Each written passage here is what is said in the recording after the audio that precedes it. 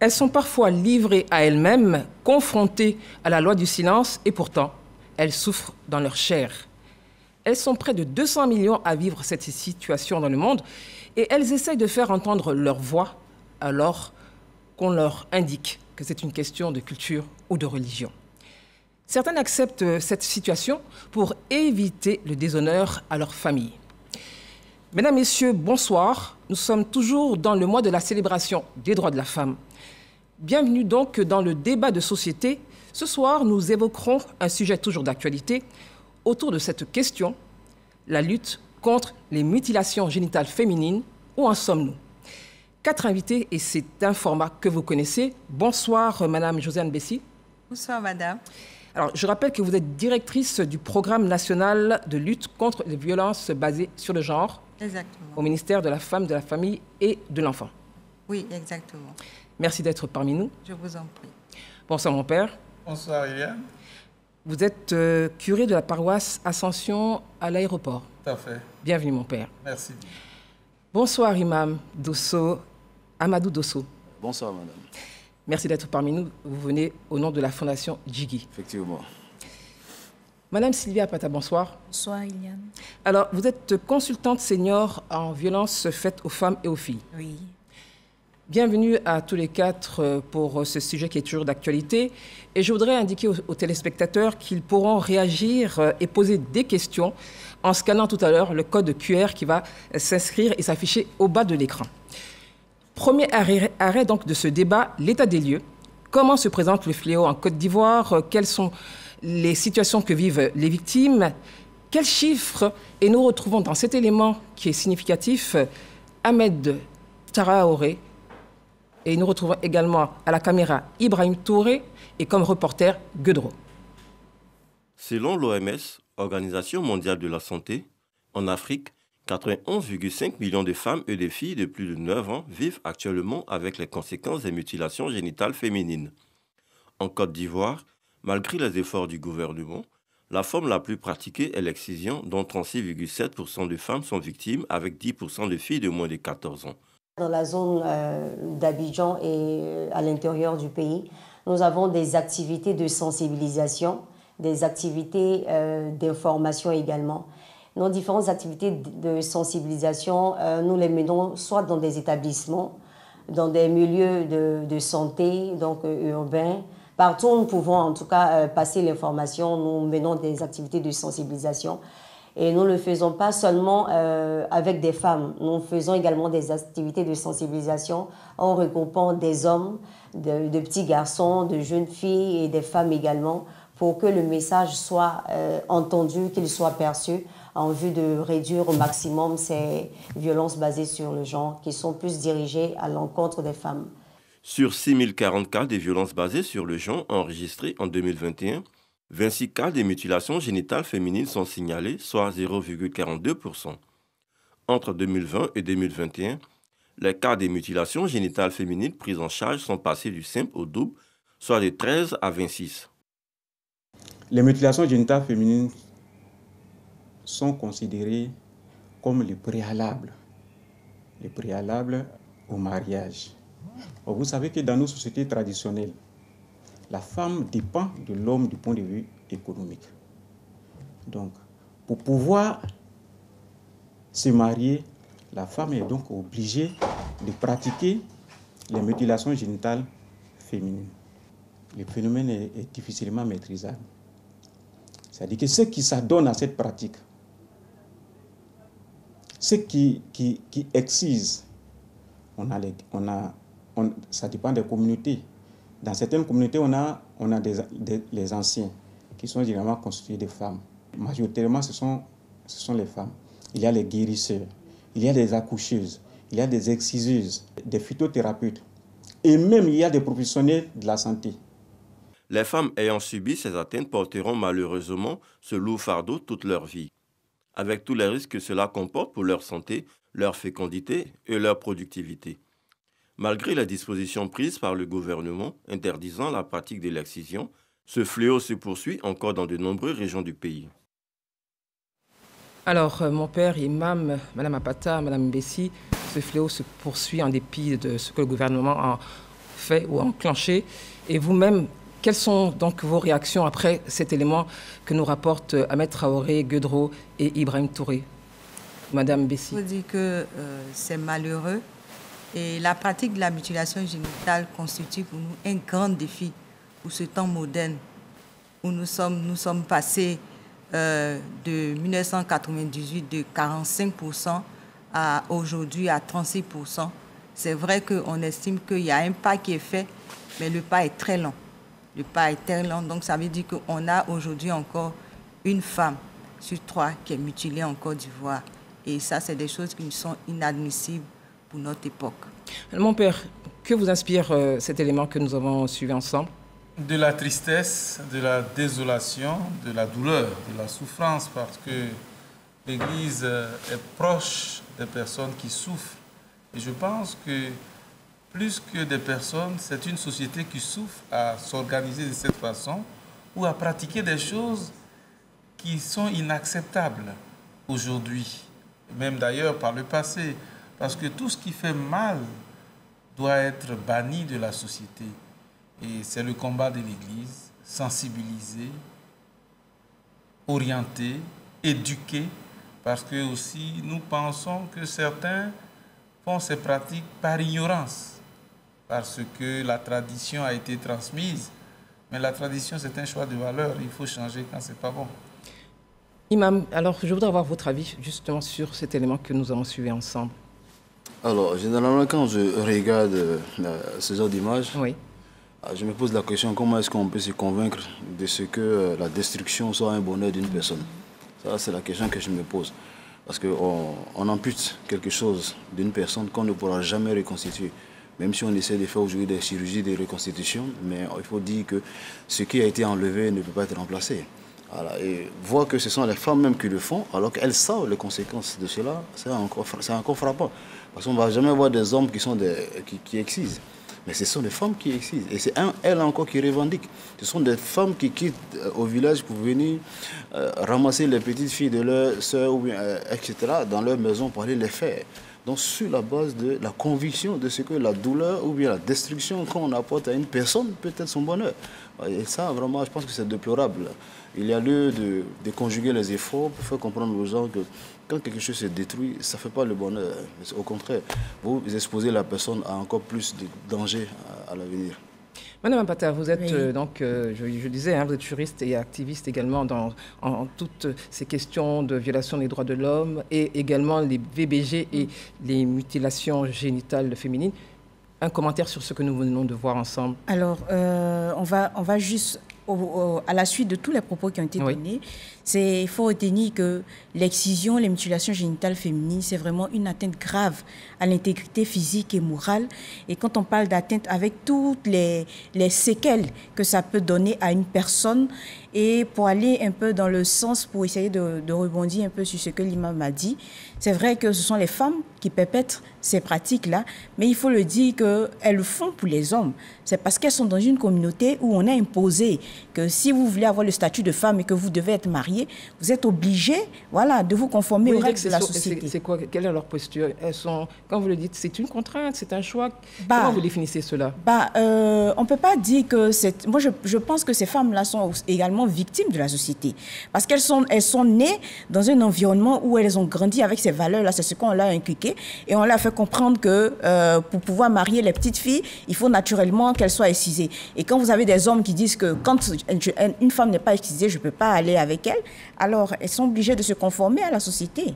Je voudrais entendre sur cette question, donc le ministère de la Femme que vous représentez, Madame Bessi. Alors, Madame Apata explique, dans son explication, que effectivement, ce sont des femmes, mais qui, du fait de la société, qui se sentent, enfin, qui le font, parce que selon ce qu'on leur a dit, pour être marié, il faut être excisé. Le sociologue l'a dit d'ailleurs tout à l'heure. Oui, évidemment, derrière ces femmes qui excisent, il y a la pression sociale, la pression patriarcale. On est dans une société qui est dirigée par des hommes et les hommes ont des règles. Si vous partez de l'histoire de la mutilation, vous comprendrez qu'à une époque donnée, c'était du fait que les hommes partaient en guerre et pour ne pas que les femmes puissent les tromper, ils ont procédé à la mutilation de ces femmes à un certain niveau. Et d'un degré à un autre, de passer de l'amputation du capuchon du clitoris, on est passé à la question de l'infibulation et même à la question de la cautérisation des organes et de toutes les lésions qu'on peut apporter à l'organe génital de la femme. Donc vous comprenez que derrière l'image de la femme qu'on présente, c'est aussi les balises que la société a mises pour que les femmes puissent se conformer à ce que la société prescrit. Notamment, pour être acceptée dans la société, il faut que tu te conformes à l'excision. Il faut que tu acceptes d'être mutilée pour que tu sois considérée comme femme. Il faut que tu acceptes d'être mutilée pour que tu puisses participer aux activités communautaires. Sinon, tu es exclu. Tu es exclu. Donc, en dehors de ça aussi, il faut dire qu'il y a d'autres pratiques.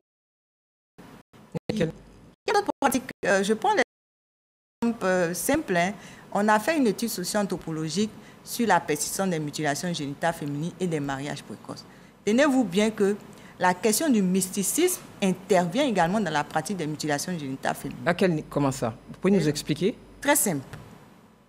Selon les informations recueillies auprès des enquêtés, il y a des individus qui achètent le résidu du clitoris qui est transformé en poudre ou en une amulette, de sorte que lorsque tu parles devant quelqu'un, la personne qui l'utilise, en fait, parle devant quelqu'un, son auditoire ne peut rien dire.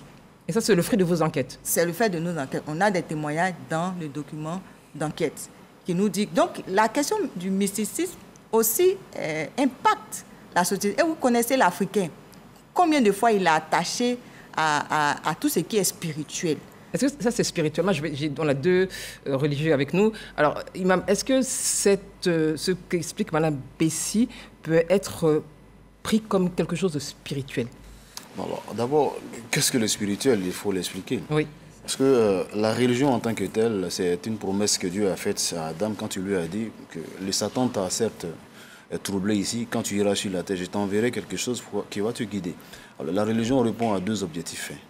Quelle que soit la religion que nous sommes, deux objectifs. Comment adorer Dieu et comment bien se comporter. Voilà les objectifs de la religion. Les approches sont soit spirituelles, soit juridiques. Voilà ce qui va arriver.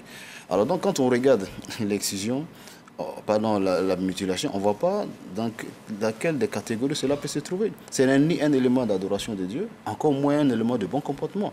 Mieux, comme Madame vient de le dire tout à l'heure, ceux qui l'ont inventé à dessein, parce qu'ils avaient des objectifs qu'ils visaient à travers cela. Ils visaient au contrôle de la sexualité de la femme. Donc sur cette base-là, ils ont trouvé des méthodes à eux. Ça. Alors Imam, est-ce que, là on parle de la religion, le spirituel, l'excision, la mutilation génitale féminine est-elle une obligation ou existe-t-elle dans la religion musulmane? Je poserai après la même question à mon père. Est-ce qu'elle existe en tant que telle comme indication dans le Coran? Non, pas du tout. Ça n'existe pas dans le Coran. C'est ce que je vous ai dit tout à l'heure. Non, mais vraiment, j'insiste là-dessus parce qu'on l'entend. Je voudrais, comme vous êtes sur le plateau... Effectivement, ça n'existe pas dans le Coran. Remercie. Ouvrez le Coran du début à la fin, vous ne verrez jamais ça. Et comme je vous ai dit, les deux objectifs de la religion, c'est ce que vous allez retrouver dans le Coran. C'est-à-dire comment adorer Dieu et comment vous comporter avec les autres. Voilà ce que vous allez trouver là-bas. Alors maintenant, la religion va venir trouver la société en train de fonctionner. Il va donner des conseils pour que les gens se comportent mieux ou bien agissent mieux dans la société. Le cas de l'excision qui a été présenté au prophète dans son temps, c'est qu'il est quitté à la Mecque. C'est une pratique qui ne se faisait pas là-bas. Il est arrivé à Médine et puis elles sont venues lui poser la question. Il a dit, vraiment, n'ablatez pas, ne détruisez pas la femme. C'est comme ça qu'il leur a dit, ne la détruisez pas. Et il a même dit que certains organes, cet organe est une chance pour la femme et un objet de plaisir pour son mari. Du moment où l'islam a dit cela, il ne peut pas encore dire d'aller l'enlever. Voilà, donc pour vous dire que ce n'est pas dans nos textes, si vous voulez, dans les textes coraniques. Oui. Alors, donc s'il y a des gens qui s'appuient là-dessus, c'est fait à dessein. Il y a d'abord un point de la tradition, parce qu'il y a le postulat sur lequel, on s'appuie parfois pour parler. L'individu est dans la tradition. et il ne veut pas se défaire de la tradition, et il est en même temps religieux, donc il a une extension de sa personne qui est dans la religion. Et donc à partir de cette extension de la personne-là, il fait agir ces éléments-là en faisant croire que ça peut servir aux objectifs de la religion. La religion prend l'abstinence sexuelle avant le mariage, et la religion prend la fidélité une fois que nous sommes mariés. Donc il va se dire que ces méthodes qui ont fonctionné dans la tradition, nous pouvons encore les utiliser étant dans la religion, en essayant de les promouvoir avec les textes de la religion pour qu'effectivement ça puisse avoir de la force. Mais en réalité, ce n'est pas vrai. Alors, mon père, quel commentaire justement par rapport à ce dont nous parlons, le poids de la religion ou de la religion utilisée comme élément qui justifierait donc ces mutilations génitales féminines?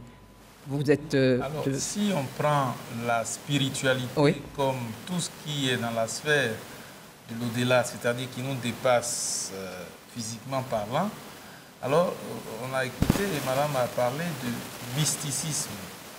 C'est-à-dire que l'homme est tout le temps en train de rechercher une force supérieure.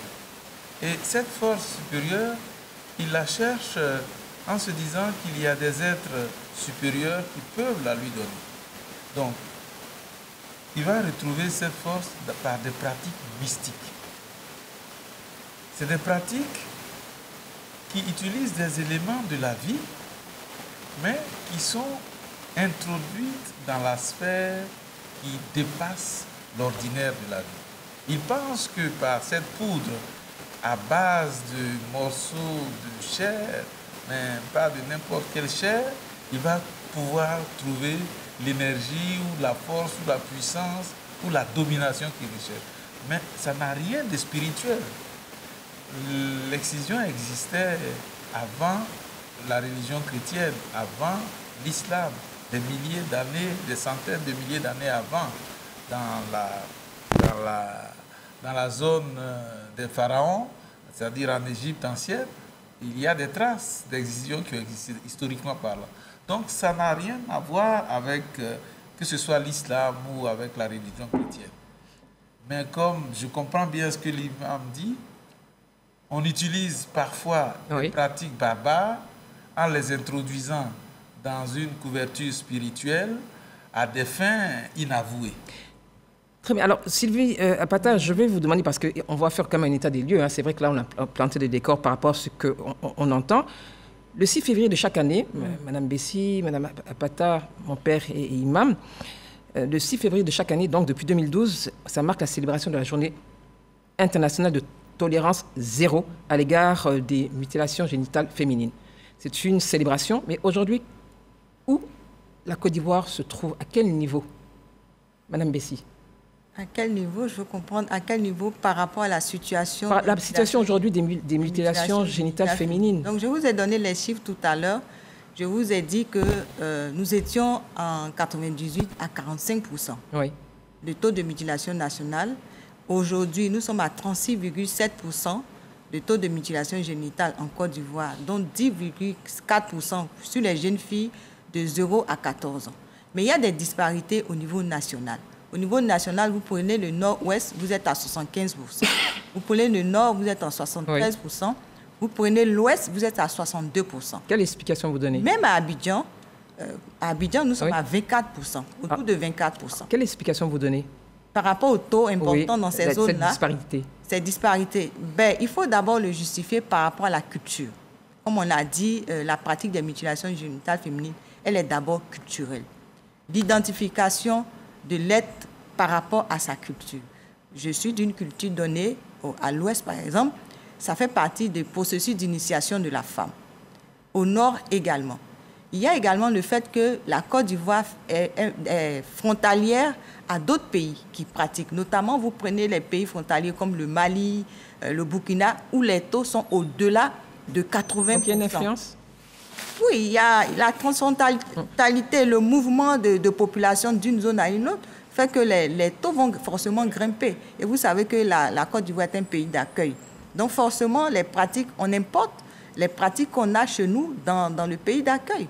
Donc, il faut aussi tenir compte de ça. C'est la raison pour laquelle, même à Abidjan, nous sommes à 24% de la pratique des mutilations génitales. Vous ne direz pas que les communautés d'Abidjan font ces pratiques-là. Mais quand même, on a ces pratiques qui sont quand même élevées. D'accord, vous dites qu'on ne dit pas que les communautés d'Abidjan pratiquent. Ça veut dire que... Les autochtones, je veux parler des autochtones. Oui, mais ces personnes sont quand même à Abidjan, elles sont comptabilisées. Oui, elles sont comptabilisées. Parce que ce n'est pas les autochtones d'Abidjan qui les pratiquent, mais les peuples qui sont en mutation, qui sont en mouvement ou qui vivent à Abidjan aussi les pratiquent. Alors, Madame Apata, justement, quand on regarde tout ça, c'est vrai que tout ce qu'on a dit, il y a cette célébration. Comment justement vous concevez qu'il faille lutter de façon peut-être définitive contre tous ceux qui entretiennent ces mutilations génitales féminines? Quand on parle déjà du principe que c'est une atteinte grave à l'intégrité physique et morale, il n'y a pas de discussion sur le sujet. Et aujourd'hui, on se réjouit que c'est vrai, comme Mme Bessi le disait, 10 ans ou 20 ans en arrière, on était à 40 et quelques %. Aujourd'hui, on est à 36,7%. Il y a eu une petite amélioration, mais cette amélioration aussi, elle est venue aussi du fait qu'on a eu des femmes qui sont vraiment engagées dans la société civile et qui ont œuvré pour l'éradication de cette pratique-là. Je pense à Mme Rachel Gougoua, qui est vraiment une dévancière et qu'il faut saluer, dont il faut saluer le combat. Et nous, jeunes générations, nous inspirons de nos dévancières pour poursuivre. Et on espère que la convergence des actions va permettre effectivement de pouvoir éradiquer ce phénomène. Mais la loi, quand même, elle existe, elle n'est pas muette, oui. Imam. Mon père, la loi, elle est claire.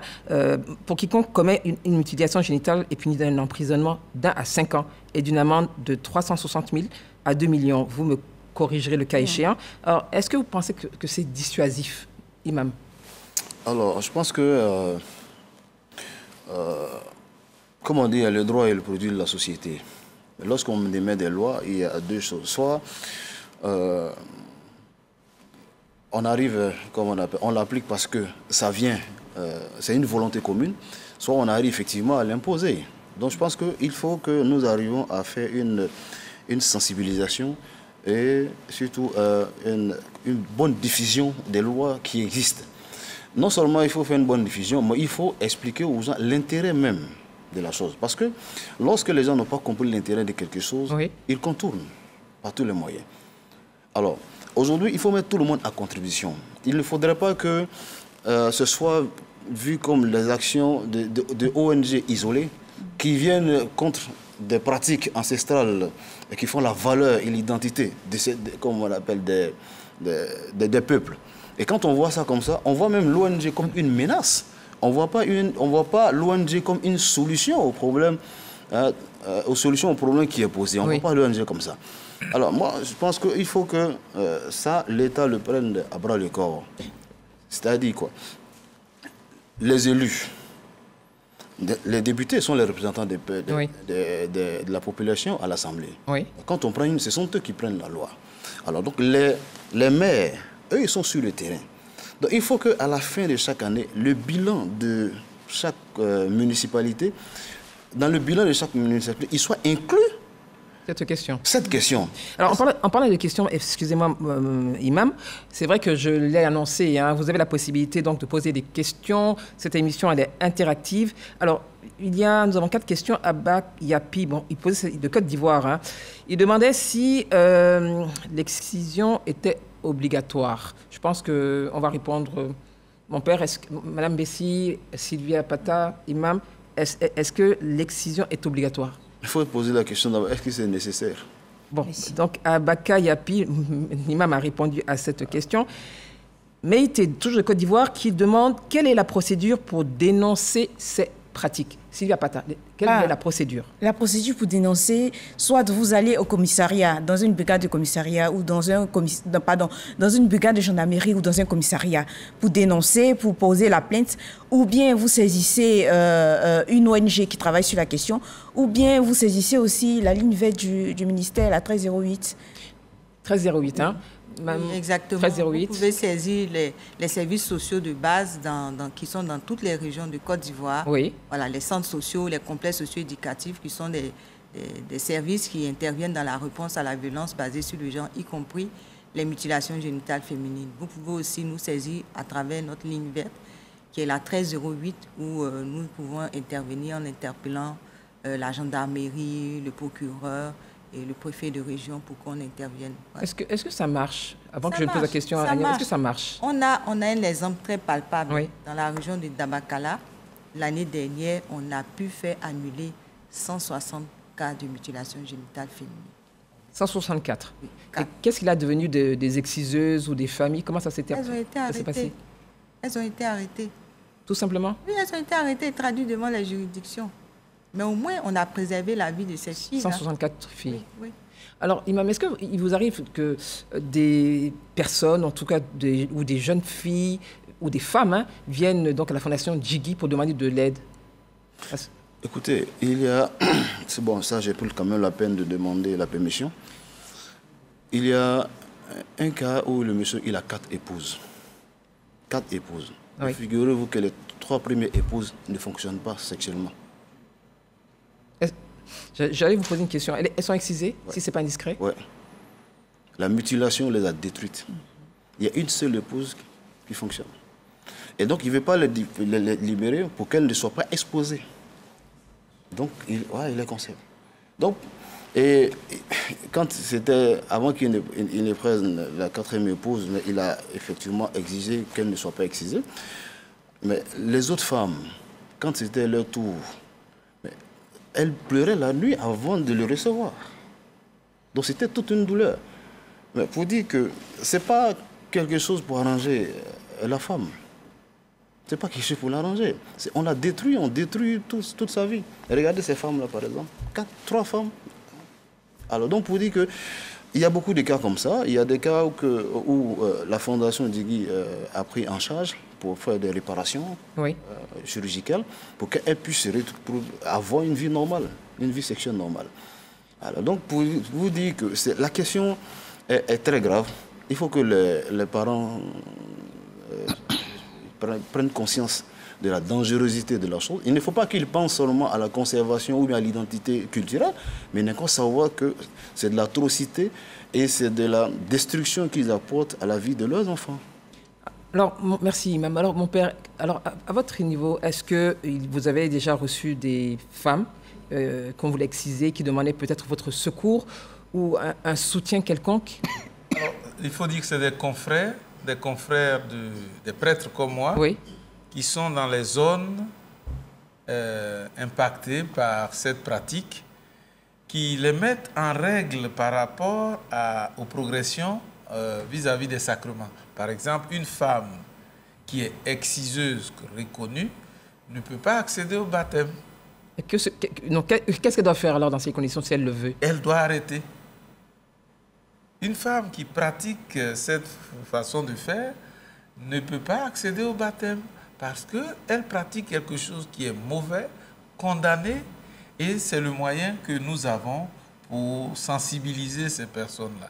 Après, quand on parle aux enfants, on leur dit qu'elles n'ont pas le droit d'être mutilées de cette façon, en utilisant des mots, bien sûr. Bien sûr. Qui sont des mots pour les enfants, et qu'elles ont le droit de dénoncer, par exemple, aux catéchistes qui les préparent pour les sacrements, ou de dénoncer aux prêtres, de telle sorte qu'on puisse entrer en ligne de compte et négocier. On ne peut pas, nous, condamner. Bon, mais enfin, je suis désolé pour la justice, mais oui, je ne peux pas dénoncer tout de suite quelqu'un comme cela. Parce que c'est une confession? Non, ce n'est pas une confession, mais on pense que c'est plus efficace par la douceur, approcher les personnes et dire non, ça c'est mauvais. Et si la personne a compris, alors elle sera un vecteur pour transmettre la même information aux autres. C'est des cas qui arrivent, mais seulement c'est dans des zones et sur les exigences de la foi. Oui. Eh bien, on demande à ceux qui pratiquent d'arrêter, ou sinon ils ne peuvent pas accéder à ce qu'ils demandent par rapport à leur cheminement chrétien. Alors, je vais vous demander à tous les 4, quels sont, commençant bien sûr par le ministère, quels sont les risques et surtout les séquelles que peuvent encourir ces jeunes filles et ces jeunes femmes qui ont été ou victimes de mutilations féminines ou génitales féminines? Justement, donc l'excision. il fallait qu'on y arrive parce qu'on va certainement se poser la question de savoir, c'est notre coutume, mais pourquoi on nous demande d'arrêter? Pourquoi il faut arrêter la mutilation génitale? Il faut arrêter la mutilation simplement parce que ce n'est pas bénéfique pour la femme. En aucun point, ce n'est bénéfique. Et ça porte atteinte à son intégrité physique et à sa santé.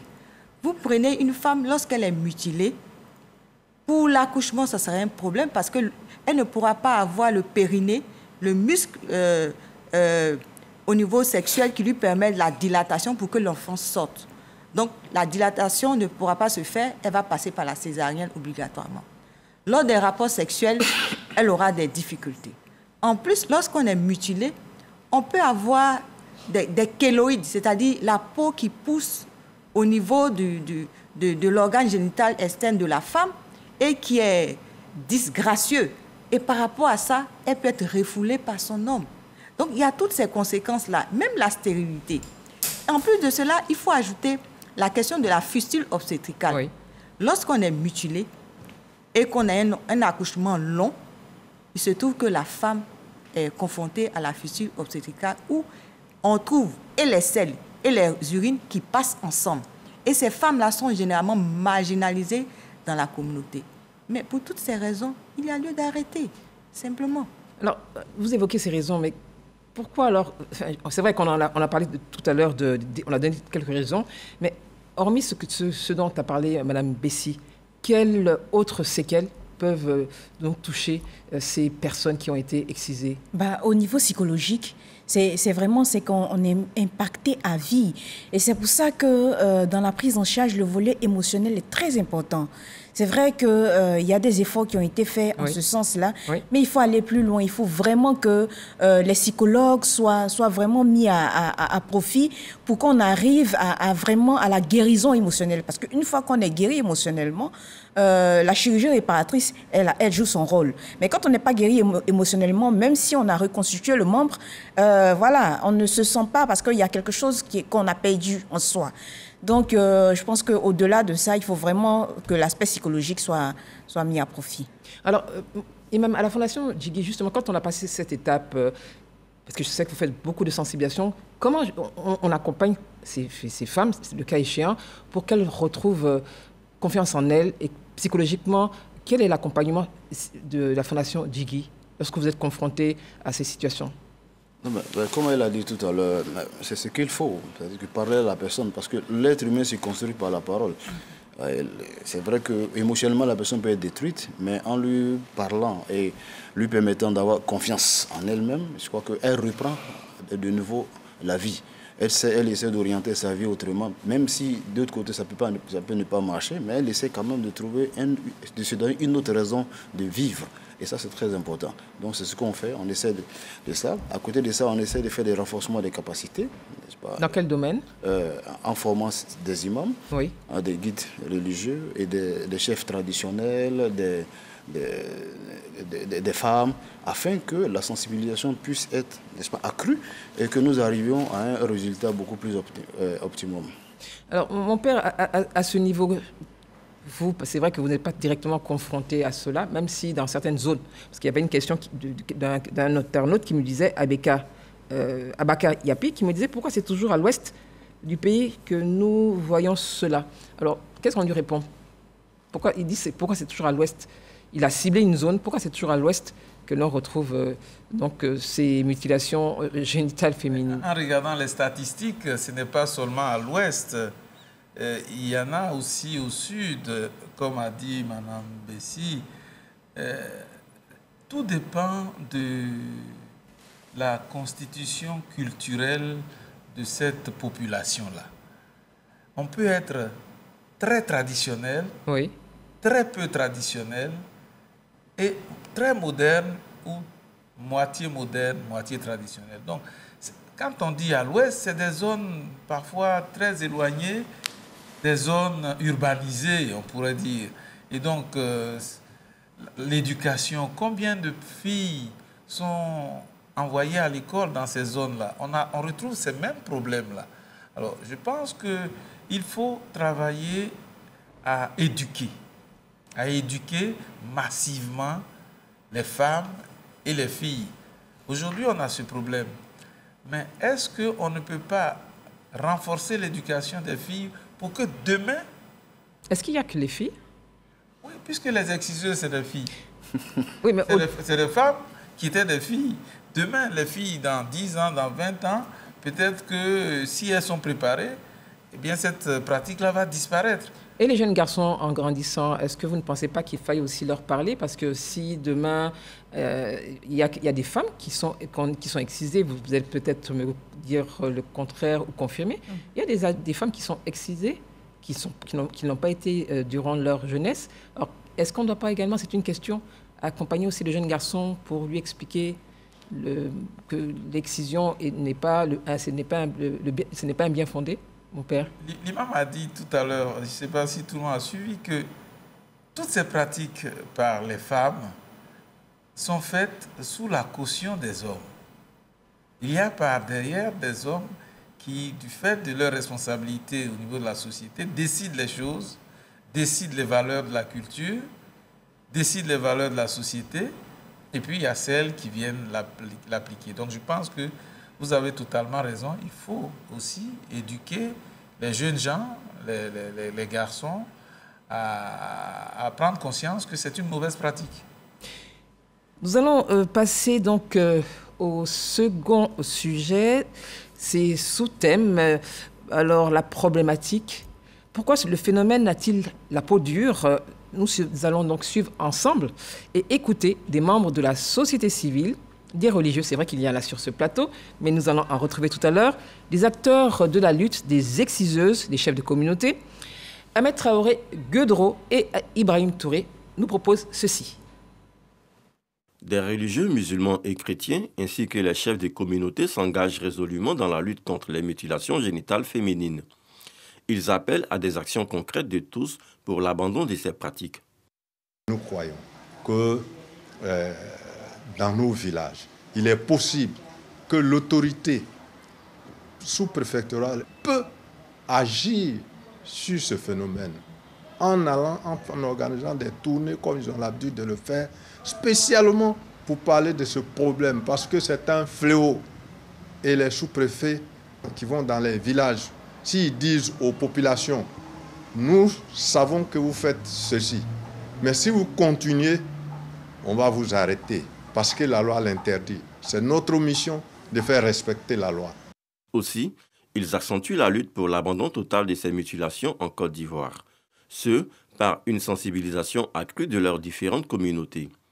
Une initiative jugée opportune par le Conseil national des droits de l'homme, CNDH. La Côte d'Ivoire dispose d'un arsenal juridique de répression des mutilations génitales féminines. Déjà, la Constitution de 2016, en son article 5, interdit les mutilations génitales féminines. Et conformément à cette Constitution-là, le Code pénal, en son article 394, réprime d'un emprisonnement allant de 1 à 5 ans les personnes se rendant auteurs de mutilations génitales féminines. Et lorsque le personnel de santé est impliqué dans ces cas de mutilation génitale féminine, la peine peut aller jusqu'au double. La tendance est plus forte dans les régions nord et nord-ouest, 88%, et dans l'ouest, 73% selon l'UNICEF. Aux exciseuses, les religieux et chefs de communauté demandent de se débarrasser des outils qu'elles utilisent pour cette pratique nocive. Merci Ahmed Traoré, Guedro et Ibrahim Touré. Pratique nocive, scalpel, lame, bon, il y a peut-être d'autres couteaux également. Alors, c'est vrai que l'imam en parlait lorsque nous avons commencé cette émission. Une question humaine, hein. Comment on prend ces éléments et puis on coupe, ou en tout cas, il y a cette mutilation. Dans quel état d'esprit on peut se trouver, Madame Bessi? Comme on l'a dit, hein, c'est un choc psychologique. Choc psychologique pour la survivante de se retrouver dans un contexte peut-être qu'elle ignore. Généralement, les petites filles, elles ne savent même pas où c'est pratiqué. Elles sont peut-être enlevées une bonne nuit et transportées à un lieu inconnu, entourées d'obscurité certainement, avec des exciseuses, comme on pourrait dire, également mystérieuses, qui utilisent des instruments archaïques pour pratiquer ces mutilations-là.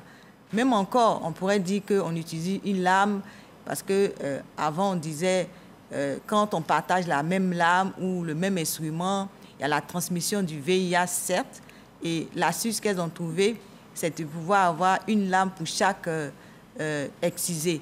Mais là encore, regardez le sadisme où il va. Regardez le sadisme où il va. Donc, pour moi, c'est horrible. C'est un cauchemar. C'est un cauchemar. Sylvia Pata, on avait une question tout à l'heure. Sur le plan juridique, que stipule de façon concrète la loi? Parce que c'était donc un internaute qui nous a écrit tout à l'heure. Il demandait donc justement que stipule la loi parce que ce phénomène perdure. Est-ce que la loi elle est suffisamment forte par rapport à ce qui se passe régulièrement? Quand on regarde les peines d'emprisonnement, l'article 394 du Code pénal prévoit un emprisonnement d'1 à 5 ans et d'une amende de 200 000 francs à 2 millions. Donc ça, c'est quand l'excision a été perpétrée et qu'il n'y a pas eu d'aggravation ou il n'y a pas eu mort. Et sinon, la peine est portée au double lorsque l'auteur appartient au corps médical ou paramédical. Et la peine est d'un emprisonnement de 5 à 20 ans lorsque la victime est en décède. Est-ce que c'est appliqué? Ben oui, la loi, elle est là, la loi, elle est appliquée, sauf que ce sont les dénonciations qui sont très peu, parce que tout ce qui concerne les violences basées sur le genre, quand on parle de mutilation génitale féminine, naturellement, c'est une violence basée sur le genre. Ces violences-là souffrent beaucoup de règlements à l'amiable. Donc, on assiste beaucoup à des règlements à l'amiable, ce qui fait que, très souvent, les cas ne sont pas rapportés au niveau de la justice. Mais non, il y a eu des moments aussi où ces cas ont été rapportés à la justice, où les peines étaient effectivement moins d'un an et du coup, ce n'était pas dissuasif de sorte à décourager celle qui s'y a donné. Donc, il y a un travail, je pense qu'il y a un travail à faire encore à ce niveau-là. Il faudrait que les actions de renforcement de capacité des acteurs qui interviennent dans la prise en charge se fassent de plus en plus et surtout aussi au niveau du corps judiciaire. Très bien. Alors, Imam, je pense que vous avez déjà répondu à cette question. Elle revient encore. L'islam interdit-elle formellement l'excision de la femme? C'est Abdallah qui nous écrit, il est en Côte d'Ivoire. Peut-être qu'il a pris l'émission en cours. Alors, je vous propose cette question. Je vous porte sa question. L'islam interdit-elle formellement l'excision de la femme? Écoutez, l'excision ne fait même pas partie du programme de l'islam même. Pour dire qu'il va intégrer ou pas, c'est-à-dire qu'il a donné un principe général, la sauvegarde de la vie, la sauvegarde de l'intégrité, la sauvegarde de la raison, la sauvegarde des biens d'une personne, la sauvegarde de la foi d'une personne. Et quand on regarde l'excision, non, ça ne fait pas partie des objectifs de l'islam. Ce sont des faits de société. Oui. L'islam va effectivement condamner quand c'est nuisible. Voilà. Tout ce qui est nuisible, l'islam le condamne. Et aujourd'hui, la personne qui peut nous indiquer l'effet nuisible de quelque chose par rapport à la santé, c'est bien le ministère de la Santé. Et une fois que le ministère nous a donné les informations de ce que ça ne va pas pour la santé de la femme, il revient à nous tous de lutter pour ne pas que cela soit pratiqué. Quand vous allez dans les pays du Golfe, ces débats que nous sommes en train de faire sur l'excision mutilation, ça n'existe pas là-bas. Donc c'est dans l'imaginaire. Voilà, là-bas ça n'existait pas. Non, eux, ils ont mis des règles où ils ont interdit. Il n'y a pas d'excision là-bas, pas du tout. Alors quand ça vient chez nous, c'est pour ça qu'on a dit que c'est adossé à la tradition. On essaie de donner une couverture religieuse, mais en réalité, c'est la tradition.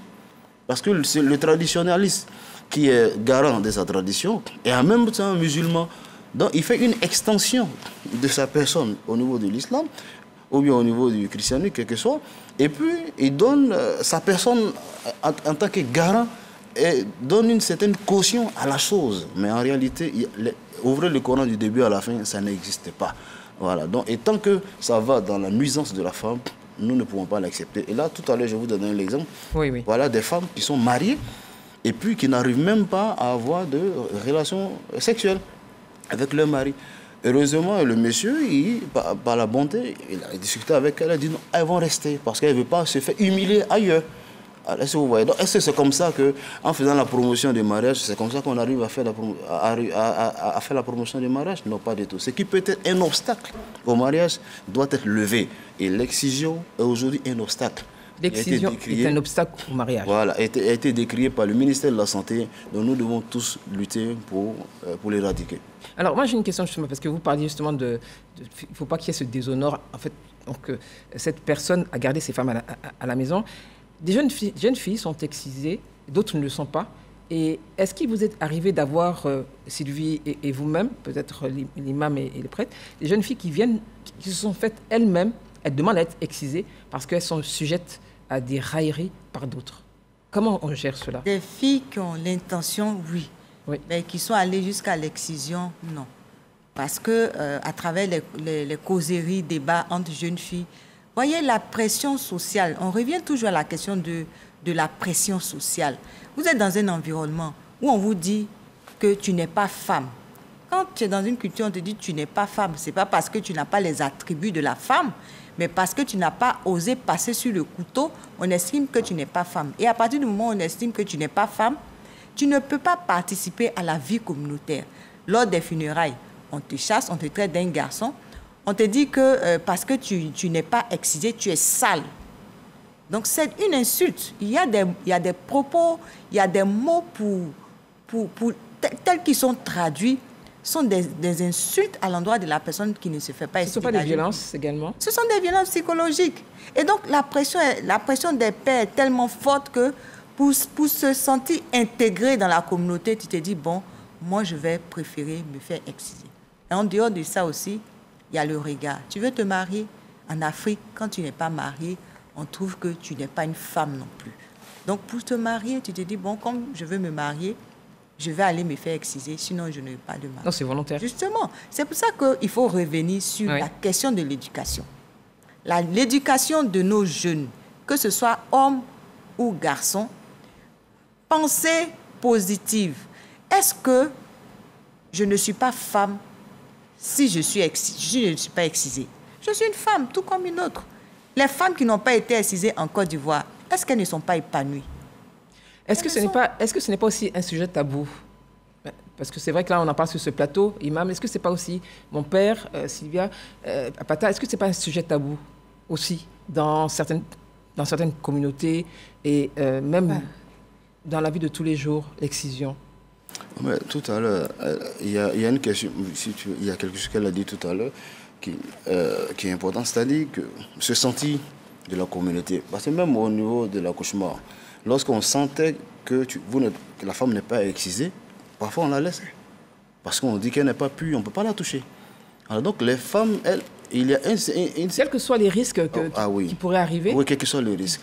Donc on l'a laissé. Du coup, des femmes qui ne voudraient pas que leurs enfants soient dans ces situations, bon, aller convaincre leurs enfants pour qu'ils ne déshonorent pas la famille, etc.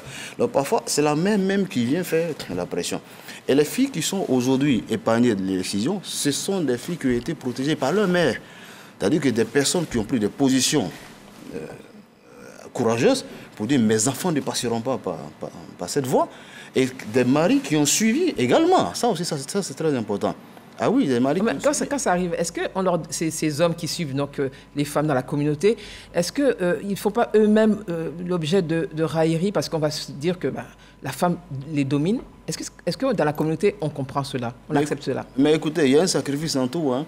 Si vous voulez protéger vos enfants, mais vous êtes obligé d'accepter ce qu'on va dire, pour qu'effectivement, vous puissiez vous imposer d'une manière d'une autre. Et généralement, quand c'est comme ça, on dit, bon, laissez ceux-là, c'est des blancs.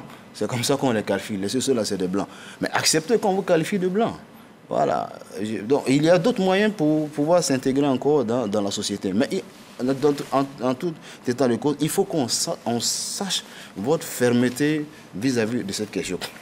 Il y a la question de... Aujourd'hui, quand on prend la question de la prostitution, la question de la prostitution n'est plus liée à ces questions d'excision. La prostitution a une conséquence économique aujourd'hui. Une femme qui veut se prostituer pour avoir l'argent par le biais de la prostitution, mais ce ne sera pas parce que vous l'avez excisée qu'elle n'ira pas voir d'autres hommes, pas du tout. Mais elle va mettre les moyens qu'il faut pour qu'effectivement elle puisse atteindre cet objectif.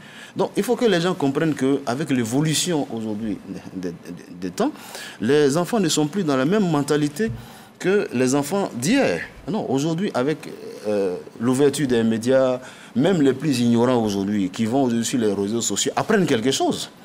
Alors, pourtant l'excision, elle a comme la peau dure et vous avez donné les chiffres. Je vais vous partager quelques questions. Alors, Kone Adama, qui est en Côte d'Ivoire, il dit ceci. Les parents l'ont pratiqué, donc l'excision, pour atténuer le désir sexuel de la femme. J'aimerais savoir si cela est prouvé scientifiquement. Il n'y a pas de médecin ici, mais peut-être que vous avez été confronté à cela. Madame Bessi, est-ce que c'est prouvé scientifiquement que l'excision atténue le désir sexuel de la femme? Bien sûr. Pourquoi? Parce que le clitoris est un organe de plaisir pour la femme. Lorsqu'il est coupé, évidemment que ça diminue ce plaisir sexuel-là. C'est évident. Vous voulez compléter? Parce qu'on parle de contrôle de la sexualité. On cherche à contrôler la sexualité de la femme. C'est pour ça que généralement, cette pratique-là, elle est perpétrée. Et donc, naturellement, c'est enlever toutes sortes de plaisirs. Et voilà comment on déshumanise. On déshumanise la femme. Alors, je ne sais pas si mon père... Moi, je voulais simplement dire que quand on lit, ou en tout cas qu'on étudie les questions de désir, le désir sexuel de la femme est beaucoup plus intérieur, beaucoup plus, je dirais, sentimental que physique. On sait que, l'homme est porté par un désir surtout physique. Mais la femme, ce n'est pas l'aspect physique qui l'intéresse qui l'intéresse plus qu'autre dans la relation sexuelle. Mais alors pourquoi justement cette excision qui atténuerait le désir sexuel de la femme? Il y a des hommes qui ont choisi cette méthode et qui se sont projetés dans l'esprit des femmes. Ils ont pris une décision en croyant se mettre dans la peau des femmes. Mais en fait, c'est une erreur grave. Ça n'a pas d'impact véritable, ça ne fait que souffrir. Et les personnes qui sont pratiquées, ce n'est pas parce qu'on a excisé que la femme sera plus fidèle ou moins fidèle. La fidélité de la femme, c'est dans la tête, c'est dans le cœur. Ce n'est pas dans la relation physiquement sexuelle. Donc ça, c'est la projection des hommes qui pensent que par ce moyen-là, ils vont avoir un meilleur contrôle de la femme. Mais bon, malheureusement... Imam, votre réaction sur ce sujet? Bon, je crois que même si on veut atténuer le désir de la femme, est-ce que ce n'est pas une hypocrisie même dans la démarche? Parce que les hommes eux-mêmes se plaignent du fait que la femme n'a pas assez de désir, elle n'est pas disponible, quand il est là, elle s'en fout. Et en plus, tu veux encore diminuer ce que... C'est une contradiction. Il y a une contradiction. Il y a une contradiction. Quand on a besoin de la femme, oui, on la laisse entièrement. Ça, c'est vous qui le dites. Ouais, mais parce que puisque c'est eux-mêmes qui défendent la tradition, sont les mêmes qui se plaignent que les femmes ne sont pas disponibles. Mais alors, qu'est-ce qu'ils veulent? Peut-être que Sylvia, Pata, vous avez une... Pas une réponse, mais un avis. Oui, un avis, c'est pour revenir sur le fait que n'oublions pas que nous sommes vraiment dans une société patriarcale, oui, et que l'idée, au-delà même du contrôle de la sexualité, c'est la possessivité même de la femme. Donc, dans l'esprit de ces hommes-là qui ont pensé, comme le père le disait, à la place de la femme, ils se sont projetés et au-delà, maîtriser que ce soit sa sexualité et même son corps, voilà, qu'elle soit dévolue corps et âme. Donc, après, s'ils ne trouvent pas de plaisir sexuel, qui partent ailleurs, bon, peu importe, mais pourvu que, voilà, ça soit la chose. On a une question avant de passer donc aux propositions, parce que c'est vrai qu'on a planté le décor, on a fait l'état des lieux, la problématique. Je vais donc poser cette question qui nous vient de Ebrohem, de Côte d'Ivoire. Il dit ceci. Le phénomène à la peau dure parce que ceux mêmes qui ont voté cette loi, c'est-à-dire les députés, ne participent pas à la promotion de lutte contre cette pratique. C'est son affirmation. Alors, vous pensez que sur le terrain, je crois que c'est l'imam, vous parliez de maires, députés, est-ce que vous pensez que sur le terrain, les élus donc du peuple ne font pas de sensibilisation? Mais je pense que... Madame Bessi. Je crois qu'ils devaient s'engager davantage. Il faut qu'ils s'engagent davantage. Oui. Parce que souvent, ils ont même peur d'avoir la population sur le dos. Parce que parler de, comme on a dit, il y a un mutisme autour de la question. Quel élu oserait prendre la parole publiquement pour demander à sa communauté d'arrêter les mutilations génitales féminines? On veut bien les avoir avec nous pour gagner la cause. Et on souhaite que ce soit ainsi. Mon père? Oui, moi je pense que la question est pertinente. Oui, la question est pertinente parce que aujourd'hui, il y a beaucoup d'hôpitaux, de services de santé en Côte d'Ivoire. Les lieux où sévissent ces pratiques sont connus par le législateur. Est-ce que ce n'est pas une question de conflit? Parce que la loi de l'excision est une loi traditionnelle. La loi de la non-excision est une loi moderne. Qui fait appliquer la loi moderne? Ce sont les députés. Ce sont les hommes de loi. Où sont-ils? Où est leur... Et pourtant, la loi, elle existe, la Constitution aussi, elle est claire à ce sujet. Mais il y a des gens qui sont, je dirais, entre guillemets, payés pour le faire savoir. Peut-être même le traduire dans la langue de leur origine pour ces personnes-là, parce qu'ils sont chargés de cela. Ils représentent la population. Donc, appel à tous les députés de soutenir Mme Bessi et que dans la campagne de sensibilisation, qu'ils se mouillent. Qu'ils se mouillent. Ils savent où sont ces pratiques. Et ils viennent de ces lieux-là. Alors qu'ils se mouillent. Sylvia Patak, oui, quel est votre la avis vulgarisation des textes de loi, c'est un véritable problème en Côte d'Ivoire. Et il faut dire aussi même que dans les autres pays frontaliers, c'est pareil. Et on gagnerait vraiment à investir. Parce qu'une loi, elle est votée, elle est adoptée, c'est pour les citoyens.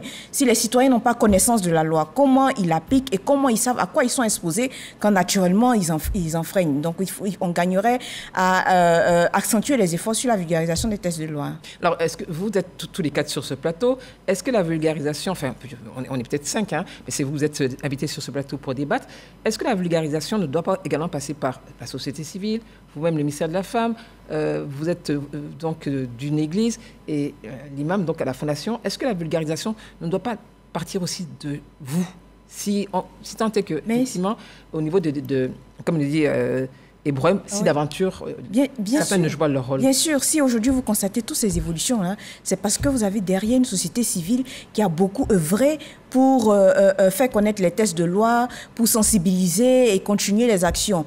Donc, il faut aller plus loin, parce qu'à un moment aussi, on est limité, parce que les actions de sensibilisation et de vulgarisation, ça demande des fonds, ça demande des financements. Donc, il faudrait pouvoir investir conséquemment pour pouvoir continuer encore plus le combat. Et même à ce niveau, alors, nous avons les élus du peuple qui ne feraient peut-être pas suffisamment de sensibilisation. Mais il y a un groupe qu'on oublie. Allez-y. C'est la Chambre des rois et des chefs traditionnels. Aujourd'hui, qui est une institution de l'État. Absolument. Alors, étant donné qu'il constitue une institution de l'État, donc son rôle est de mettre en application les lois de l'État.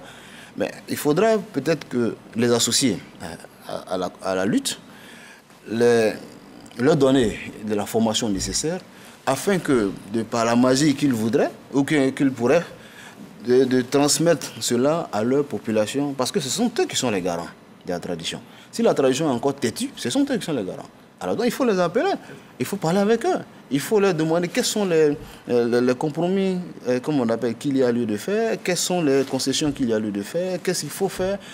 Il faut qu'ils donnent les pistes nécessaires pour pouvoir mieux,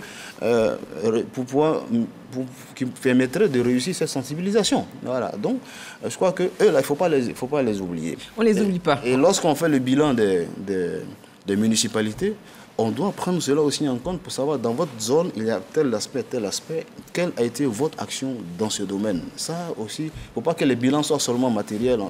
Voilà, on a construit telle école, etc. Non, mais il faut que le bilan soit aussi humain.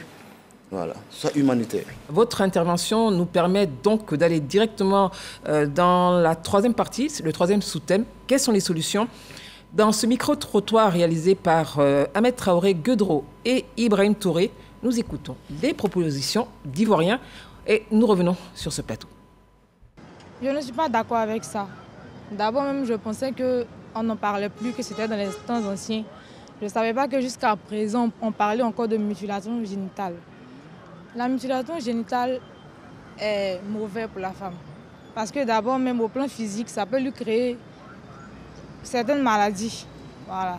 Parce qu'ils utilisent la même lame pour exiger plusieurs femmes. Dans la tradition, il y a les bonnes et les mauvaises pratiques. Bon, nous devons éradiquer les pratiques qui ne sont pas bonnes de la tradition. C'est-à-dire éradiquer ce fléau-là, parce que c'est vraiment un fléau, le fait que la femme soit excisée. Il faut que le gouvernement sensibilise la population ainsi que les femmes, tous ceux qui font ça, afin qu'ils arrêtent. Parce qu'ils font du mal aux enfants sans se rendre compte. Avant de faire les élections, et on fait des campagnes, on se promène un peu partout, oui. On peut organiser des groupes, village par village, région par région, pour leur expliquer et leur faire comprendre les résultats que les filles ressentent après, afin qu'ils arrêtent. Je pense qu'elles peuvent arrêter si on les sensibilise. Je demande vraiment au gouvernement de plus passer les sensibilisations. Voilà, la sensibilisation sur ce fait-là, pour que la population puisse comprendre que cet acte-là, c'est vraiment condamnable, c'est pas bien. Voilà. Il faut plus de sensibilisation au niveau de la population. Merci à nos collègues. Alors, la sensibilisation revient très souvent, on l'a vu dans cet élément. Madame Bessi, est-ce que ça veut dire que ce n'est pas suffisant ce qui est fait? Ben, il faut pas Vous avez cette responsabilité également. Oui, évidemment, ça fait partie du programme d'action du ministère de la Femme, de la Famille et de l'Enfant. Et donc, nous, on met l'accent sur la prévention à travers le dialogue communautaire, le renforcement des capacités des leaders communautaires, l'engagement des leaders communautaires, la mise en place de comités de veille, voilà, et des systèmes d'alerte dans les plateformes de lutte contre les violences basées sur le genre pour permettre aux populations de dénoncer, d'informer discrètement des cas de mutilation génitale féminine, mais également de parler avec les leaders communautaires, avec les femmes, des exciseuses, pour comprendre et pour aller vers des rites de substitution, c'est-à-dire à la place des mutilations, parce qu'il y en a qui accompagnent, comme dans la fête des générations chez le peuple Akan, il y a des cultures qui disent qu'on le fait pour passer, on forme la fille, on lui permet d'être femme, on lui donne des orientations, une formation pour qu'elle soit qualifiée pour mieux gérer son foyer. Ben, est-ce qu'on ne pourrait pas enlever la pratique de l'excision et puis tout ce qui est autour, tout ce qui est effectif autour, on ne pourra pas le garder, par exemple. Donc, c'est un dialogue entre les communautés et avec les communautés pour qu'on puisse arriver à des rites de substitution. Donc, c'est ce que le ministère fait. La communication avec la communauté, la communication avec les ex-exciseuses. Mais n'oublions pas aussi que ces exciseuses, elles ont un rôle social. Quand elles lâchent le couteau, qu'est-ce qu'elles deviennent? Qu'est-ce qu'elles deviennent? Donc, il faut pouvoir communiquer avec elles pour qu'elles puissent aller vers d'autres activités qui pourraient leur permettre d'avoir des ressources. Parce que n'oublions pas aussi qu'au travers de la mutilation génitale, elles gagnent quelque chose en termes de pécule. Tout à fait. Donc, on pourrait aller vers d'autres initiatives, mais en leur enlevant le couteau dans la main. De façon définitive. De façon définitive. Alors, Sylvia Apata, quelles sont les solutions Mais avant de vous donner la parole, je voudrais rebondir sur ce que Mme Bessi a dit. Il y a des exciseuses qui ont déposé le couteau et la lame pour effectivement une activité génératrice de revenus. Ça s'est malheureusement mal passé. Aujourd'hui, elles attendent un soutien. Mais est-ce que ce n'est pas un risque qu'elles recommencent ou qu'elles repartent dans leur vie antérieure? Qu'est-ce qu'il faut faire? Évidemment, c'est un risque. Et c'est pour ça que quand on fait des projets d'AGR, activité génératrice de revenus, il faudra une formation qui permette que vraiment elles comprennent le contour de l'activité et il ne suffit pas de donner l'argent et d'aller réaliser une activité. Non, il faut apprendre le commerce, la comptabilité simplifiée et tout ça. Donc, c'est toutes ces balises-là qu'il faudrait mettre en place pour pouvoir vraiment les faire sortir définitivement de cette ignominie, parce que je considère que c'est vraiment une pratique déshonorante, préjudiciable. Et il faut aller au-delà, il faut continuer à investir dans le renforcement de capacités, et l'éducation joue un rôle fondamental. Tout à l'heure, on disait comment est-ce qu'on arrive à faire prendre conscience aux hommes. on parle de masculinité positive. Oui, oui. Aujourd'hui, l'excision, on l'a dit, c'est vrai qu'elle est perpétrée par les femmes, mais c'est pour les hommes. C'est parce que la pression sociale, la pression sociétale est là et que ces pratiques-là perdurent. Et donc, il faut pouvoir responsabiliser les populations elles-mêmes. Et j'aime bien, je vais reprendre une citation de Mme Antonia Ngabala Sodonon, la représentante résidente d'ONU Femmes en Côte d'Ivoire, qui a dit « Exciser une fille équivaudrait à couper le gland du pénis ». Quand on le dit ainsi, effectivement, ça permet de faire prendre conscience de la dangerosité de l'acte et ça permet à la population de comprendre que, véritablement, il faut arrêter. Vous pensez que c'est sur la base seulement d'une citation? Non, non. Il ne faut pas aller au-delà? Mais justement, la citation, elle commence par... C'est dans le rôle de l'éducation. Oui. En éduquant, justement, avec les mots, on arrive à mettre les mots sur les mots. M-A-O-U-X. Et on éveille les consciences. Éveil de conscience, Imam, que faut-il faire après ce dont on a parlé, discuté? On est au stade des propositions et solutions pour éradiquer ce fléau, parce que c'est un fléau. J'ai comme l'impression que s'apitoyer sur les exciseuses est aussi important. Pourtant, l'exciseuse, elle ne rentre pas dans les maisons pour aller ramasser les enfants chez eux pour venir. Ce sont des parents qui se lèvent avec leurs enfants pour venir donner, comme on appelle, pour venir donner en excision. Alors, l'argent qu'elle se fait, c'est parce que des personnes se déplacent pour venir donner leurs enfants. Mais quand il n'y en a pas, comment elle se débrouille? Voilà. Comment elle se débrouille? Alors, donc, pour dire que lorsque nous voulons mettre fin à une pratique, oui, il faut que nous soyons courageux. Ce sont des décisions courageuses pour mettre fin à la pratique. On ne peut pas laisser... Tout à l'heure, il y a un doyen qui a dit il faut que l'autorité agisse. Effectivement, là où l'autorité doit agir, on ne peut pas avoir de sensibilisation ou de négociation. On peut sensibiliser juste pour faire prendre conscience et sévir après quand vous n'avez pas suivi l'application des lois. Donc je pense qu'aujourd'hui, nous avons ce qu'il faut pour pouvoir engager la sensibilisation. Oui. Il y a les députés qui sont là, il y a les maires qui sont là, il y a aussi la chambre des rois et des chefs traditionnels qui est là. Donc toutes ces entités-là qui sont conservatrices des traditions sont là. Donc, une fois que les lois sont votées, il revient à ces personnes-là d'aller travailler sur le terrain. Et s'il y a un problème, je vais dire, si on constate l'existence de la pratique quelque part, on peut même engager la responsabilité de la municipalité ou bien de ce député pour que les gens, ensemble, on puisse prendre à bras le corps le phénomène. Parce qu'il ne s'agit pas de détruire les enfants des autres et puis nous-mêmes, nos enfants sont à l'abri. Parce que on peut faire échapper nos enfants de ces pratiques-là, on les envoie dans des pays occidentaux pour aller étudier, et puis les enfants des autres sont soumis à ces pratiques-là. Mais il faut que nous soyons honnêtes avec nous-mêmes. Voilà, c'est une pratique nuisible. Ça a été démontré, la nuisance a été démontrée. Nous avons reçu des cas où aujourd'hui, vraiment, c'est de très grand regret. Donc nous ne pouvons pas encourager cela sur la base de quoi que ce soit. Parce qu'une fois qu'on a détruit... on a détruit la femme, il n'y a plus rien pour la réparer à ce niveau-là. Donc, nous les hommes, on prend le malin plaisir de nous protéger. Parce que si on veut parler aussi de contrôle sexuel, est-ce qu'il faille aller sectionner pour nous aussi, pour qu'on dise, bon, chacun va rester, au moins chacun aura les moyens de rester. Voilà, mais c'est ça. Là, vous m'avez arraché un sourire. Voilà, donc je pense que ce qui est important, il faut que nous sachions que l'éducation règle tout. L'éducation règle tout. Si vous voulez des enfants vertueux, des enfants chastes, il faut les éduquer. Et à partir de l'éducation, quand on parle d'éducation, il faut que les enfants intègrent les intérêts des choses, des pratiques, comme on appelle, de leurs pratiques.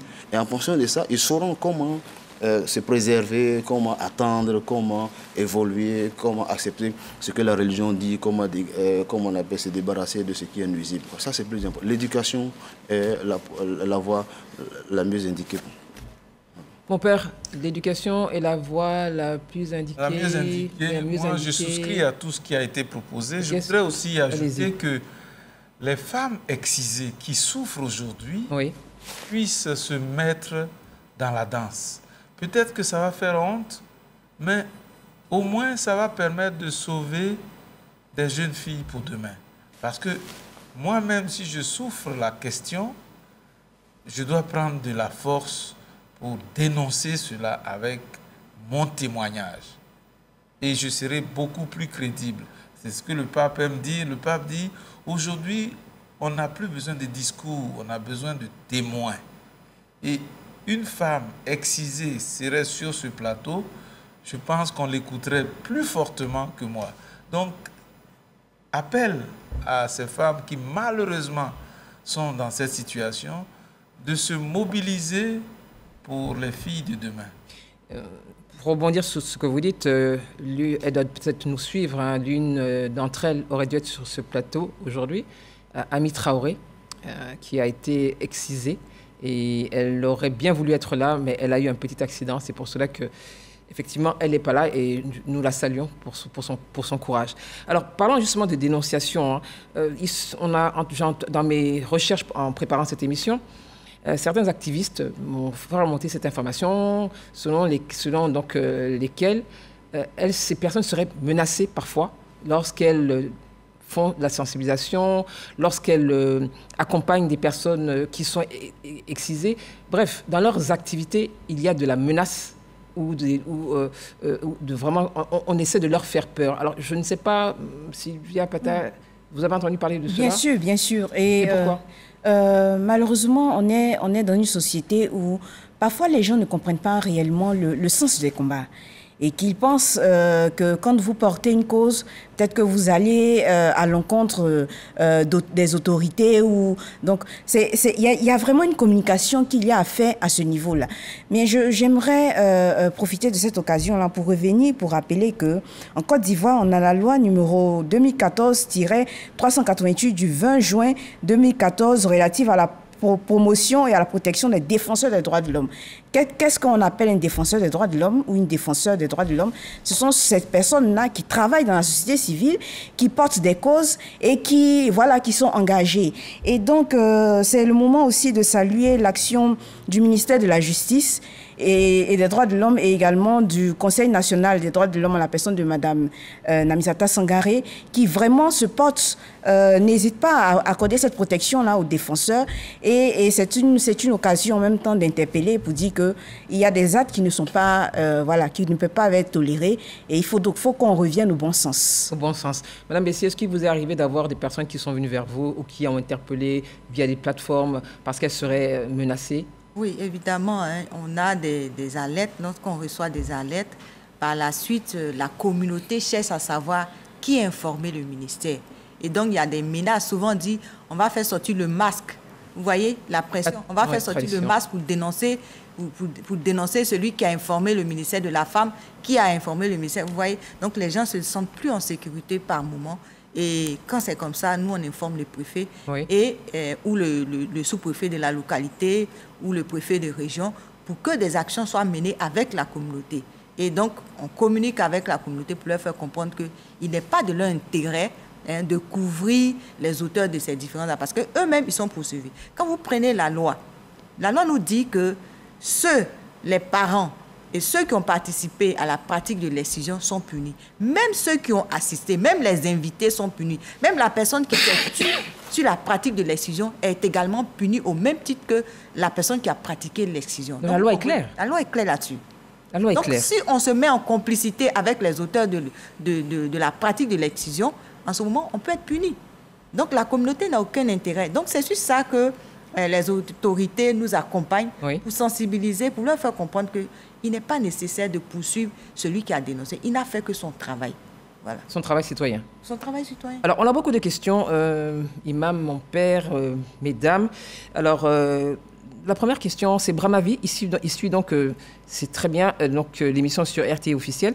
Alors, il dit ceci. Il faut imposer et financer les consultations gynécologiques de la petite fille dès son inscription au CP1. Du coup, on peut mettre la main sur les mauvais parents. Bon, je ne sais pas je vous lis ce qu'il a écrit. Qu'est-ce que vous en pensez très rapidement? Quand il dit ainsi, c'est comme s'il faut attendre que le mal se fasse et puis ensuite faire le pompier après, je ne sais pas. Je comprends plutôt que toutes les petites filles doivent bénéficier d'une consultation. On ne sait jamais s'il y a une malformation ou quelque chose. Au CP1, une consultation une fois par an. CP2, une consultation une fois par an. Payée par l'autorité publique. Et ça permettra de découvrir si, elle est malade, on la soignera. Oui. Mais s'il y a cette pratique, on va découvrir tout de suite et poursuivre les personnes par les parents. Vous voulez réagir même rapidement parce que oui, je pense que les enfants sont les plus grandes victimes dans cette affaire. Parce qu'ils n'arrivent pas à se défendre, alors on les prend et s'en vont. Donc s'il y a un moyen de pouvoir vérifier le cas, mais je pense qu'il le faut. Et ça, je pense que ça va être pas une méthode, mais il faut que ce soit vraiment encadré pour ne pas que ce soit utilisé par n'importe qui, par des pédophiles qui veulent s'amuser avec les enfants. Non, il faut que ce soit vraiment encadré. Merci à Abramavi qui nous suit depuis la Côte d'Ivoire. Autre question, alors on parlait de sensibilisation. Alors Colbo demande, est-ce que la sensibilisation arrive aux concernés et surtout si elle est bien expliquée? Est-ce que vous faites de la sensibilisation dans les langues locales? Oui, nous, on utilise les communicateurs traditionnels. Les radios communautaires également? Les radios communautaires, les communicateurs traditionnels. Oui. On les forme et on leur donne la possibilité d'aller dans la communauté pour parler de la question. Voilà ce que le ministère déploie comme action avec les communautés. Et il ne faut pas oublier aussi, comme on l'a dit, il faut être au contact de la communauté de façon permanente pour pouvoir échanger avec elle, pour lui faire comprendre le désastre que ça crée des mutilations génitales féminines. Sylvia, à ce niveau, vous travaillez avec les communautés, les leaders communautaires mais oui, quand on parle de leaders communautaires, c'est tout ça, ce sont la composante de la société civile. Et si aujourd'hui, vous constatez que de 40, on est aujourd'hui à 36, c'est grâce à ces actions-là. Mais il faut continuer à y aller de plus en plus. Alors, une autre, c'est toujours Ebrohem, merci pour votre fidélité, Ebrohem, qui nous suit donc de Côte d'Ivoire. Il dit, comme solution, il faudrait médiatiser les arrestations en floutant, bien sûr, les auteurs et diffuser lors d'une émission sur RTI1, par exemple, et également dans Nouvelles du Pays. Qu'est-ce que vous en pensez? Oui. Mon père, Madame Bessie, Madame Apata, Imam. Ça a bien marché dans le cas des brouteurs. Donc je pense que ça peut bien marcher aussi dans le cas, effectivement, des exciseuses. Si on les attrape, on les met en rang comme ça, on les voit.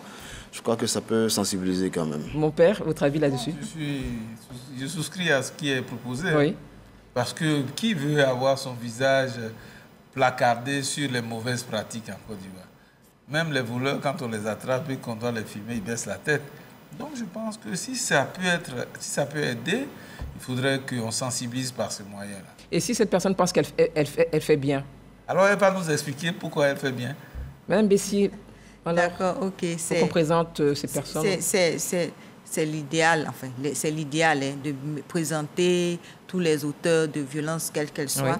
Mais il faut dire qu'en Côte d'Ivoire également, même les auteurs de violences ont aussi des droits.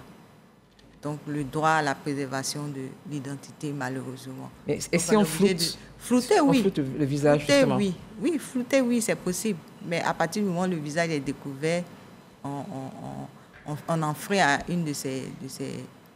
un de ses droits. Alors, Ebrohem a parlé justement, il dit bien de flouter.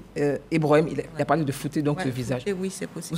Vous souscrivez à sa proposition? Évidemment, oui. Sylvia Apata? Mais bien sûr, et ça doit être le cas même pour toutes les violences basées sur le genre. Alors, une autre question. Alors, c'est M. Koulibaly, toujours de Côte d'Ivoire. Pour lui, il dit tout simplement l'éradication de la pratique de la mutilation doit se faire par la répression. La répression. Oui. On ne discute pas. La répression. Imam. C'est ce qu'on a dit par voie d'autorité. Par voie d'autorité. Lorsqu'on te prend et que, comme on appelle, ta culpabilité est établie, mais on te fait l'application de la loi. Voilà, c'est aussi simple. Répression, mon père? Moi, je ne serais pas d'accord pour la répression. Que faut-il faire? La répression amène les gens à se cacher, à fuir, et on a du mal à les retrouver. Je pense qu'il faut éduquer même ces personnes-là, les convaincre du fait de la mauvaise pratique. Et commencer par nos enfants, par nos jeunes, pour ne pas que ces pratiques-là se poursuivent. Mais la répression, c'est un élément, bien sûr, qui est efficace. Mais d'abord, éduquer, sensibiliser. Ça, c'est bon, c'est humain, c'est respectueux, parce que celui qui fait cette pratique-là, peut-être qu'il croit bien faire de bonne foi. Parce qu'on peut se tromper de bonne foi. Il faut sensibiliser. Réprimer, oui, mais sensibiliser. D'abord. Alors, est-ce que vous pensez, tous les cas, que nous pourrions arriver avant 2030 à une génération sans excision? Madame Bessie. Bien, je pense qu'on pourra y arriver si on met les moyens qu'il faut. Justement, par rapport aux moyens qu'il faut, le ministère a élaboré un document, le dossier d'investissement en matière de lutte contre la pratique de mutilation génitale féminine et les mariages d'enfants. Donc, selon ce rapport-là, si l'État investit 1 000 francs, elle gagnerait 10 000 francs et on pourra épargner 4 000 femmes et enfants des mutilations génitales féminines d'ici 2030 et on pourra atteindre l'objectif de la réduction à 15%, comme l'engagement que l'État a pris à la conférence internationale sur le développement. Donc, c'est dire qu'il faut des moyens. Il faut des moyens. Travailler à la réduction à 15%, parce qu'aujourd'hui, nous sommes à 36%. Pour arriver à 15%, il faut investir. C'est 2030, c'est cela? 2030. Arriver à 15% d'ici 2030. Dans 7 ans. Dans 7 ans, il faut investir des ressources. Et je pense que c'est un document qui va servir de plaidoyer à Madame la ministre, Madame Nasseneba Touré, auprès du gouvernement, pour que les choses soient faites ainsi, pour qu'on mobilise des ressources aussi bien au niveau de l'État de Côte d'Ivoire, des partenaires au développement, que du privé, parce que c'est l'affaire de tout le monde, pour qu'on ait des femmes épanouies en Côte d'Ivoire. Mon père, alors une génération sans excision, très bientôt. Ben moi, je hormis suis prêt à... donc le plan dont parlait Madame Bessie. Hormis, non, moi je souscris au plan de Madame. Parce que s'il y a des études qui ont été faites et qu'une programmation est faite, 2030, ce n'est pas si loin que ça. Mais entre-temps, il y a 7 ans. Malheureusement. 7 ans. Malheureusement. Imam, une génération sans excision, avec donc, un programme du gouvernement, effectivement. Mais entre-temps, qu'est-ce qu'on fait? Notre contribution à tous pour une génération sans excision. Bon, je crois qu'avant 2030, une génération scolarisée sans excision, je peux être d'accord. Mais une génération scolarisée sans excision. Voilà, je suis d'accord. Parce qu'il y a les fins fonds des campagnes là, où la tradition vraiment est très dure. Et là-bas, non seulement ils ne comprennent pas le langage de la ville, ils ne comprennent pas, il y a plein de choses qu'ils ne comprennent pas. Donc, je pense que là-bas, il y aura encore du travail à faire. Donc, pour dire que 2030, il y a une frange qu'on peut régler, mais une autre frange, vraiment, là, il va rester vraiment du travail à faire. Madame Apata? Oui, on ne pourrait pas arriver à cette tolérance zéro là d'ici 2030 si on ne passe pas à la répression. Parce qu'effectivement, il y a eu de la sensibilisation, on continue avec la sensibilisation, mais à un moment, il faut que les peines là soient assez dissuasives, pour que les condamnations se fassent, pour que voilà, on puisse arrêter. Pour qu'on puisse arrêter, nous allons nous arrêter sur ces mots. Madame Bessie, merci. Mon père, merci infiniment. Merci Imam, merci Madame Apata. Merci Mesdames, Messieurs de nous avoir suivis, d'avoir suivi ce débat ce soir. Excellente soirée chez vous et sachons que nous sommes tous concernés par la lutte contre les violences basées sur le genre et également les mutilations génitales féminines. À très bientôt, bonsoir.